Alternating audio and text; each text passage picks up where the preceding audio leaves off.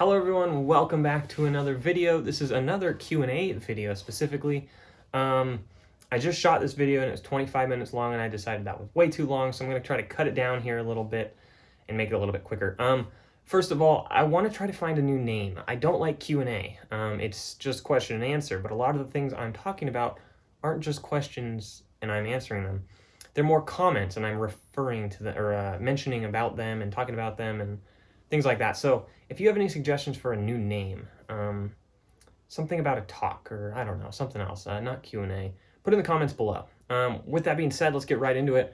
First one isn't a question. It's from Ron Thaden, I believe. Sorry if I'm butchering your name. He said, another way to create barcodes for the bins is with a P-Touch label maker. And that's totally true. And he mentioned this downside as well. The label tape is expensive. That's the biggest thing. We use these little Avery labels. And these are fantastic. They're like $8 for a pack of 2,000. We've purchased 3 of them. It's like 25 bucks so far. And that's much more cost-effective or cost-efficient. I don't think that's really a thing. Than buying the label maker tape. We do have a brother label maker, but again, it's very expensive to refill, unfortunately, because the barcodes and the labels look fantastic on them. Brick Arena, thank you so much for checking out our videos. I really appreciate it. For those of you guys who don't know who Brick Arena is, he has a pretty massive BrickLink store, over 1 million pieces. I think he's at like 1.4 million pieces right now. He has a YouTube channel, hasn't posted in a while, but I've learned a lot from him. So thank you so much for checking it out if you're watching this one. He said, interesting that you assemble the minifigs. Personally, I don't do that because A, it takes away the fun for the buyer. True, and I'm not gonna lie, I didn't really think about that. And B, it saves time. Yes, the biggest reason we did assemble the minifigs and put them in the bag is because you can then compare the minifig to what you see on the screen to make sure it has all the right pieces. But now that we're getting, I think, better at it and you can kind of verify it before, we might look into just bagging the pieces so the buyer does get to assemble them.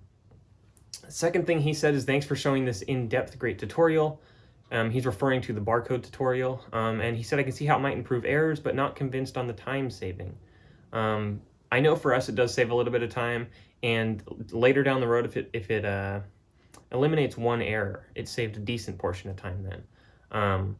And I know for us it does save a little bit of time scanning the drawers to put them in the inventory as opposed to typing it in manually. If it doesn't work for you, that's totally fine. You don't have to use it. But I mean, thanks so much for checking out our videos. Your channel has helped us out a significant amount. I don't know how to say this username here, D4RKYSLP. I'll put the name on the screen. But hey there, would you be so kind to tell me how you afforded 54,000 in parts? I calculated this to be like 1,100 euros. Am I right with that guess? This is like my second, maybe third time starting this video, and I still haven't calculated that number out into US dollars. But probably close. Maybe a little bit less because when we did start this, it was during the Walmart clearance season. So for those of you out there who also sell on BrickLink, you know the Walmart clearance season is wonderful. You can get sets significantly cheaper, and I mean significantly cheaper than retail price. Some of them like 75–80% off at times, and that's how we were able to afford 54,000 pieces and adding them to our inventory. Another thing is from my earlier versions, I guess, of the store had some stock that was not yet parted out, so that helped as well. Some of those sets being 1,500 piece sets that were what are those called? Not Creator, the classic sets. So I had a few of those, so that added a ton of pieces to the store. And then we just spent time, but money was part of it. He said, do you just spend half your salary for Lego to start the shop? Kinda not. A lot of it was just, when I felt like I had extra money I could spend, I'd put a ton of money in, but we bought from Walmart, Target, Kohl's had clearance. So there's a lot of clearance, and that's the reason we were able to add so many parts. Tricker Brick and Minnesota Brick Slayer both talked about the dividers that we use. And Tricker Brick said they are very expensive. And they are, especially relating them down to or comparing them to the ones that he has specifically. He has ones that are, I think he said he got, well, when I looked on the website, they're $1 for a pack of 30. So they're 3 cents each. Ours are 32 cents each. So they're like over 10 times the price. At this point, we've purchased, I think, looks like 7 or 8, I don't remember. I think it's 8 boxes of them, of the ones that we've been purchasing. So at this point, it's a little bit late, but it's helped us drastically, and it is cheaper still and more efficient in terms of like the thing on the wall. We don't have to buy another drawer dividing unit, whatever you want to call that. We don't have to buy another unit. We can now combine drawers. So it is more efficient cost-wise because we don't have to purchase the drawers, but we're still spending money, obviously. But then it also saves a lot of time and space on the wall. So thank you guys for suggesting all the cheaper ones. At this point, I think it's a little too late for us until we need more in the future. Yeah, I didn't even do research, actually, to be totally honest. I just literally went to Minnesota Brickslayer's video, and I clicked on whatever link I found that said dividers, and I was like, sure, we'll go with it, and didn't even think about it, to be totally honest. We just went with it. The next 2 questions kind of have to do with each other. One is from Tom McGrath, and he said, where do you get the little plastic bags? And he's talking about the pieces or the bags that we put all the pieces into before we ship them to sellers. Initially, we got them on Amazon. Now we get them on Uline. They're cheaper on Uline. On Amazon, if you buy like a pack of 1,000, depending on the size, they are roughly a cent a piece. Just depends. And then Nicholas, who I keep messing up his last name, so I'm just going to say Nicholas. He knows who he is. He said, why don't you reuse the original Lego plastic bags instead of buying on Uline? The answer to that, I think, is for 2 things. One, it'll save us time when you open the little Ziploc bag, put your 3 pieces in or however many, and seal it up, and you put it down. You're done. That was literally it. That was the whole process right there. If you get the Lego plastic bag, you take it, you open it, you put the pieces in, you kind of have to fold it over and grab a piece of tape and tape it shut. Now you put it down. So while it probably doesn't take that much extra time, it does take more time. And the second reason being we don't reuse those is because when the buyer gets it, it's nicer, I think, for them to have a nicer experience opening the package. A lot of what we're trying to do is have a kind of, not buyer experience, but a pleasant buyer, I don't know what to call it necessarily, but we want the buyer to be happy and to realize that time and effort was spent in packing this.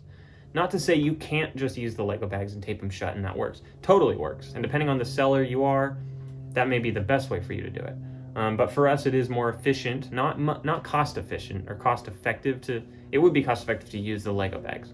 But instead, we do buy the little bags and put the pieces in them separate, so it's easier for the buyer at the other end. That's just how we do it. If you do it a different way, there's no wrong in the way you do it. The only thing I'd say is wrong is if you have a box and you just pour the Lego pieces in the box and you close it and seal it and hope that they all get there. That's the wrong way to do it. Put it in a bag for sure. Next question is from AKA Turbo7. He's asked a few questions, I think. Other than minifigs, do you try and group the same category or kind of pieces together, or do you just randomly place the pieces in drawers on the wall? It is 100% random. There's no way that we would try to even sort the wall. We're not picking pieces specifically as if we were building mocks, so we don't need to know what's in what drawer specifically, because when we get the order, that tells us what drawers it's in. Now we know where to go. So there's no way. The amount of time it would take to organize the wall would be ridiculous and not worth it at all for us. So that's totally random. His second question, and I think he's referring to these trays that we have. He said, also, why do you have some pieces in large white trays? That is because we only have one of this piece.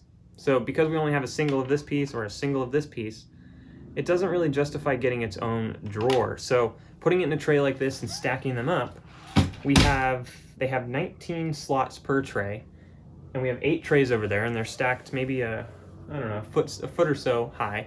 And it's, what, 8 times, I just did this math, I don't even remember, 8 times 19, 152 little compartments to put it in. So if we break that down into drawers, that is 3 drawer units. So 3 of the units on the wall are what equals the trays that are stacked up there. So it's just more efficient when we only have 1 or 2 of a certain kind of piece. Most of these pieces come out of minifig blind bags. That's why we only have 1 or 2 of the piece.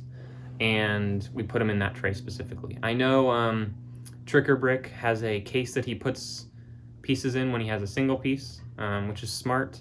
And we might look into doing that as well, but it's kind of the same idea as just with the trays. Jared Camacho asked, where do you get the clear trays? And I'm assuming that's these trays. I'll leave a link to them in the description below, but we just get them on Amazon. I have purchased them on eBay in the past, like a few years ago. My assumption is they're still there though, or some seller has them there. A little bit pricey, but they're great for the amount of space that you save with them in relation to putting drawers on the wall.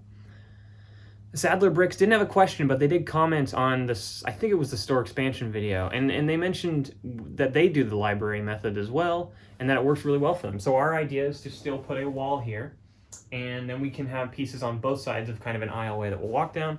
But it's great to know that that works for people, and I appreciate you commenting and saying that it works for you, because that only further pushes us to doing it. And depending how this whole coronavirus how the spread is, if it slows down or if it's going to continue ramping up in the coming weeks, that may or may not happen before the end of March. The plan is the end of March, but if something happens, it's okay. We'll just have to push that back. Last two questions are from Knight 40K. Do you focus on specific themes or sale prices, or do sale prices determine what and how many you buy? It's entirely sale prices. And the sale prices determine what we buy, not how many. We won't part out less than 12 sets. And this is something we've started in the past month and a half maybe. If we don't have 12 of a certain set, we're not going to part it out yet. And that's just because if you only part out 2, then again, you only have 2 of that piece.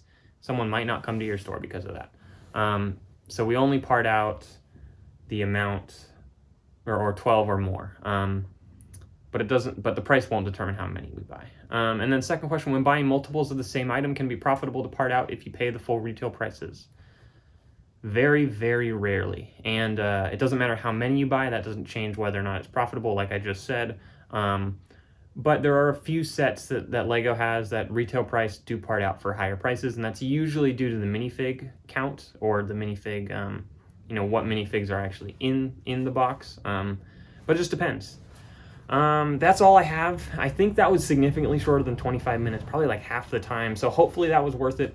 One thing, thank you guys so much. We reached 200 subscribers as of last night. And as of the minute I'm filming this, 205 of you.